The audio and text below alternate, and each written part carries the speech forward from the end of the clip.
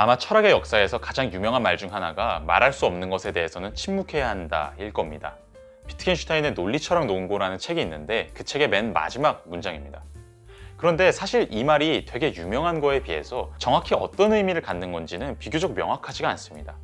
애초에 비트겐슈타인은 알쏭달쏭한 말을 상당히 많이 하는 사람이었고요. 그래서 정확히 이 사람이 한 말들이 무슨 뜻을 갖는지 추측하는 게 되게 어려운 편인데 더군다나 이 말은 특히 그렇습니다. 일단 많은 사람들이 생각하는 이 말의 뜻은 객관적으로 관찰 가능한 사실과 짝지어질 수 있는 말만 해야 되고 그 이외에 나머지 모든 말들을 하는 것은 무의미하다. 우리는 그런 말들을 할 게 아니라 다른 훨씬 더 객관적인 말들을 함으로써 진정으로 의미 있는 진리를 찾아 나서야 한다. 이렇게 해석을 많이 하고요. 제 유튜브 댓글에서도 이 말할 수 없는 것에 대해서는 침묵해야 한다라는 표현을 언급을 하시면서 이런 주장을 하시는 분들이 되게 많아요. 예를 들어서 제가 신에 대한 영상을 올린다던가 아니면 존재의 의미 같은 것에 대해서 이야기하는 영상을 올린다던가 그러면 댓글에서는 상당히 많은 토론이 벌어지곤 하는데 그런 것에 있어서 어차피 그런 것들은 객관적인 관찰과 짝지어지는 대상들에 대해서 논하는 그런 언어가 아니기 때문에 거기에 대해서 갑론을박을 해봤자 아무런 의미가 없다. 우리는 그런 문제에 대해서는 침묵해야 되고 다른 더 생산적인 말들에 집중해야 한다. 이런 식의 입장을 표명하시는 분들이 되게 많습니다.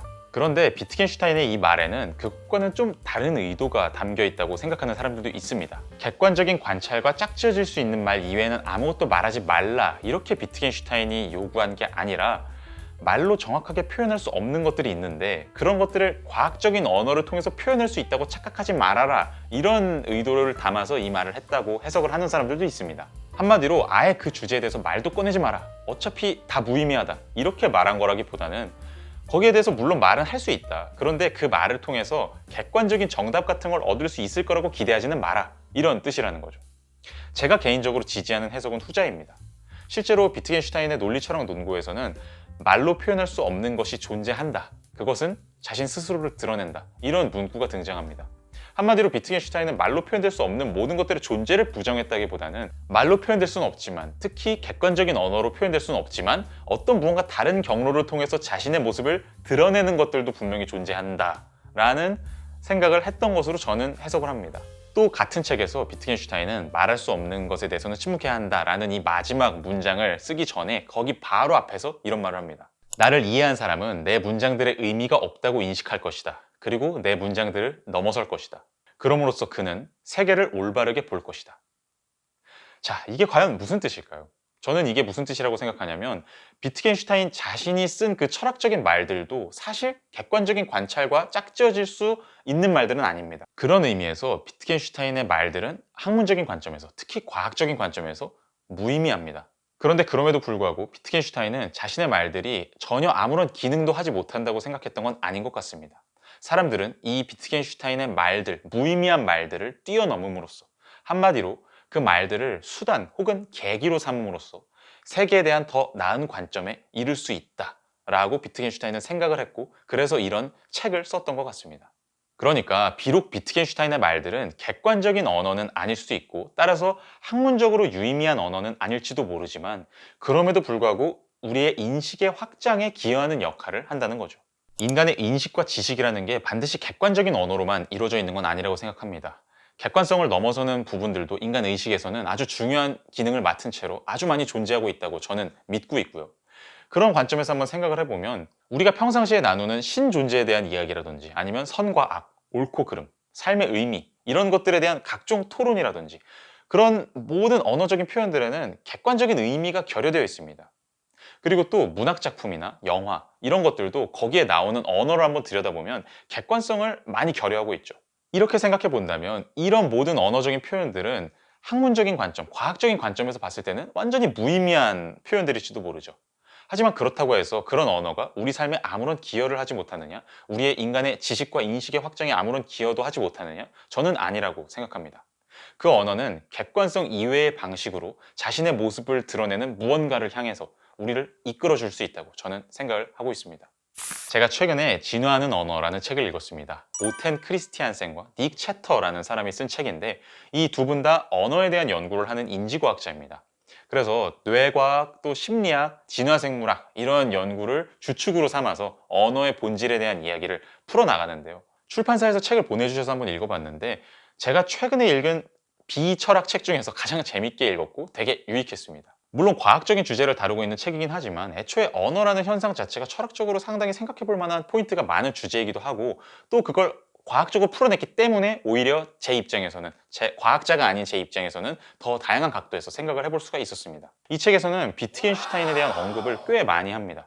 특히 비트겐슈타인이 후기에 펼쳤던 언어 게임 이론을 다루면서 그 이론이 지금 현대의 인지과학적 관점에서 보면 상당히 타당하다는 주장을 펼치고 있습니다. 비트겐슈타인이 언어 게임이라는 개념을 통해서 전달하고자 했었던 핵심 아이디어는 고정적인 의미라는 게 언어에는 존재하지 않고 언어의 쓰임새는 사람들이 그걸 실질적으로 사용하는 과정에서 끊임없이 변화한다는 겁니다. 예를 들어서 사람들은 흔히 평등이라는 단어가 있다고 한다면 그 평등에 해당하는 고정적인 무언가 의미가 존재한다고 암묵적으로 생각을 합니다. 근데 비트겐슈타인은 평등의 의미는 사람들이 그 말을 사용하는 과정에서 계속 변한다고 주장한 거죠. 이게 그냥 뭐 평범한 말처럼 들릴 수도 있죠. 이게 무슨 뭐가 특별한 주장이야? 당연한 거 아니야? 이렇게 생각하실 수도 있는데 사실 이 주장은 우리 삶에 끼치는 영향을 한번 생각해 보면 엄청난 생각의 전환이 담겨 있다고 볼 수 있습니다. 왜냐하면 우리는 언어에서 고정적인 의미를 기대하는 문화에 상당히 익숙하거든요. 대표적으로 법이나 계약서 같은 게 다 언어로 이루어져 있죠. 그런데 거기에 담겨져 있는 내용은 고정적인 의미를 가져야 합니다. 왜냐하면 법이나 계약의 내용 같은 게 계속 변하면 안 되는 게 당연하니까요. 근데 비트겐슈타인의 주장대로 한번 생각을 해보면 언어의 의미는 계속 변화하니까 법이나 계약의 효력 같은 것도 절대적일 수는 없다는 게 되죠. 이건 상당히 급진적인 주장처럼 들립니다. 그런데 실제로 인류의 역사를 보면 항상 이렇게 법이나 계약 같은 것의 의미가 변화하는 일이 일어났습니다. 예를 들어서 처음에 어떤 나라나 어떤 기관이나 어떤 종교 같은 거를 세우게 되면 거기에 해당하는 법이나 헌법을 세울 수도 있고요. 교리 같은 것을 세울 수도 있죠. 그런데 시간이 지날수록 사람들은 점점 더 똑같은 법 조항이나 아니면 똑같은 교리 구절 이런 것들이라고 해도 다르게 받아들이고 다르게 해석을 하게 됩니다. 그렇다 보면 갈등이 생기죠. 이게 맞는 해석인데 넌 왜 그렇게 해석을 하냐? 이게 진정한 신의 말씀인데 너는 왜 그런 식으로 이상하게 해석을 하냐? 이렇게 갈등이 일어납니다. 그러다 보면 변혁도 생기고 파가 갈라지기도 하고 혁명도 생기고 이런 일이 수도 없이 반복되어 왔던 게 인류의 역사죠. 이 진화하는 언어에서 저자들이 내놓는 핵심적인 아이디어는 제스처 게임입니다. 이분들은 우리가 언어라는 게 정말로 뭔지 제대로 이해를 하기 위해서는 언어를 제스처 게임에 비유해서 한번 바라볼 필요가 있다라고 주장을 합니다. 제스처 게임은 무언가를 전달하거나 어떤 문제를 해결하기 위해서 사람들끼리 손짓이나 몸짓으로 소통하는 걸 뜻합니다. 예를 들어서 제가 어떤 말이 전혀 안 통하는 데에 가가지고 바디랭귀지로 뭐 물 좀 주세요, 밥 좀 주세요 이런 걸 하겠죠? 그럼 그런 것들이 다 제스처 게임이라고 볼 수 있습니다. 제가 손짓을 하면 그쪽에서도 나름대로 뭐 하면서 이렇게 손짓을 하겠죠? 이렇게 의사소통을 하는 과정이 제스처 게임인데요. 이 저자들의 주장에 따르면 언어는 소리로 표현된다는 게 좀 특별할 뿐이지 사실 언어도 본질적으로는 일종의 제스처 게임이다 라고 생각을 합니다.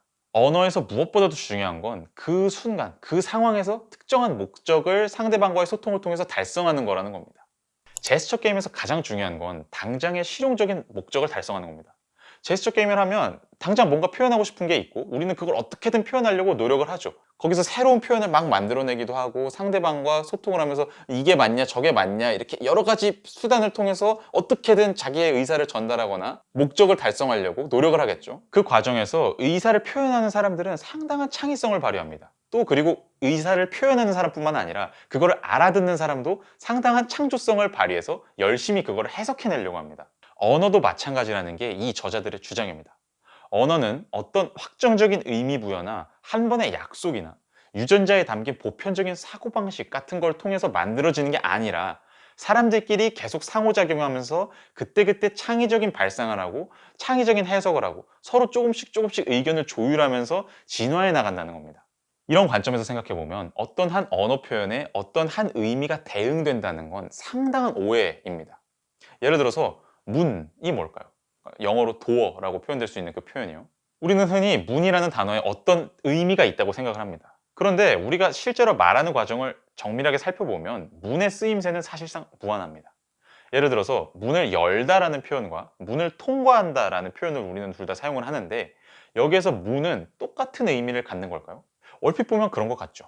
그런데 한번 잘 생각해보면 문을 열 때는 뭔가 닫혀있는 걸 여는 거잖아요. 뭐 밀어서 열거나 당겨서 열거나 버튼으로 열거나 어쨌든 문을 연다고 할 때 그 문은 이전까지는 닫혀 있었던 대상을 뜻합니다. 근데 문을 통과한다 라는 표현에서는 문은 어떤 경계를 주로 뜻합니다. 여기서 핵심은 무언가를 지나간다는 게 핵심이지 그게 닫혀 있었냐 열려 있었냐 우리가 그 여는 행위를 했냐 안 했냐 이런 것들은 딱히 중요하지가 않습니다. 때로는 기둥 2개만 박혀 있을 때도 거기를 지나갈 때 우리는 문을 통과한다라고 말을 하거든요. 그리고 더 나아가서 사실상 문이라는 단어의 의미는 완전히 열려 있습니다. 우리가 앞으로 어떤 의사소통의 상황에 놓이게 되는지에 따라서 또 어떤 창의성을 발휘하게 되는지에 따라서 문을 굉장히 특별한 의미로 쓰게 될 수도 있습니다. 그리고 실제로 그런 일이 끊임없이 반복되어 오면서 지금까지 발전해 온 게 인간의 언어이고요. 이렇게 언어의 의미는 놀랍도록 유연해서 어떤 고정된 의미가 있다라고 생각하는 건 상당히 어리석은 일일 수 있습니다. 언어적 의미의 유연함은 어린아이들이 언어를 배우는 과정을 보면 아주 잘 드러납니다. 이 책에서 소개되는 굉장히 재밌는 사례가 하나 있는데 한번 말씀을 드리자면 하버드 대학교의 어떤 한 심리학자가 4살짜리 딸이랑 TV를 보고 있었어요. 근데 사람이 총에 맞아서 딱 죽는 장면이 나온 거예요. 그걸 보고 딸이 죽었다 이런 거예요. 그래서 엄마가 얘가 죽는다는 게 무슨 뜻인지 알까? 궁금해가지고 물어봤대요. 너 죽는 게 뭔지 알아? 그러니까 안다고. 죽는 거 저 사람이 안 움직이는 거 보니까 죽은 거라고 그러더래요. 그래서 엄마가 고민형을 가리키면서 그럼 얘는 죽은 거야? 살은 거야? 그러니까 얘는 살아있어요 그러더래요. 그래서 아니 이게 살아있다고? 그러니까 딸이 또 아닌 것 같아 얘 죽었어 그러더래요. 그러니까 엄마가 아니 고민형이 살아있다는 거야 죽어있다는 거야? 그러니까 딸이 살아있기도 하고 죽어있기도 해 그 중간이야 가끔씩 고민형은 움직여 이러더래요. 그리고 딸이 엄마한테 질문을 합니다. 근데 죽은 사람은 화장실에 어떻게 가?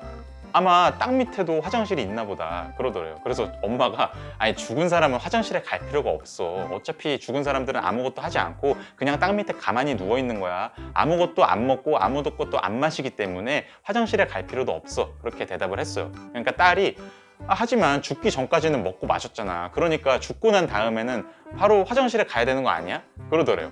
자, 이 대화를 보면 이 심리학자의 딸은 죽음이 뭔지를 제대로 모르는 것처럼 보이죠. 그런데 이 딸은 죽음이라는 단어를 사용해서 분명히 뭔가를 표현합니다. 죽음이 뭔지를 잘 모른다는 게 이 딸이 죽음이라는 단어를 사용하는 데 결정적인 장애물이 되지는 않는다는 거죠. 딸은 죽음이라는 단어를 엄마와는 다른 의미로 사용하죠. 그런데 그러면서도 딸은 엄마와 죽음이라는 단어를 사용해서 유의미한 대화를 나눕니다. 오히려 우리는 딸의 그런 비관습적인 단어 사용을 보면서 죽음에 대해서 새로운 관점에서 한번 생각을 해보게 되기도 하고요.